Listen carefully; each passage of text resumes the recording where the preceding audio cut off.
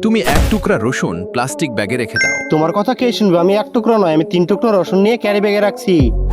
এরপরে তারপর হাত দিয়ে কিলিয়ে থেতো করে দাও যতক্ষণ না এটি ফেটে যায়। তোমার কথা মতোই 3 টুকরো রসুনকে আমি কিলিয়ে থেতো করে ফেলছি। থেতো হয়ে গেছে। তারপর প্লাস্টিক ব্যাগটি আপনার পায়ে পরিয়ে দিন। তুমি কি পাগল নাকি? কি যে করাচ্ছ আমাকে দিয়ে? ঠিক আছে, ক্যারি ব্যাগটা পায়ে ঢোকাচ্ছি। আরে পাগল, যখন তোমার পায়ে রসুনের স্পর্শ হবে এই পায়ে রসুনের স্পর্শ হলে হবেটা কি? তখন এটি এমন পাওয়ার নির্গত করে যা আপনার ত্বকের মধ্য দিয়ে প্রবেশ করে এবং রক্তের সাথে মিশে ফুসফুসে চলে যায়। কি রসুনের অ্যাকশন রক্তের সাথে মিশে যেয়ে ফুসফুসে চলে যাবে? কিন্তু ফুসফুসে চলে গেলে হবেটা কি?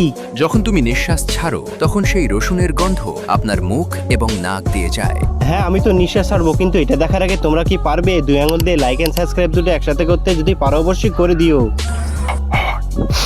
বন্ধুরা, আমি তো রসুনে গ্যাস পাচ্ছি না। এটা সত্য না মিথ্যা? তোমাদের যদি জানা থাকে অবশ্যই কমেন্ট বক্সে জানিয়ে যেও।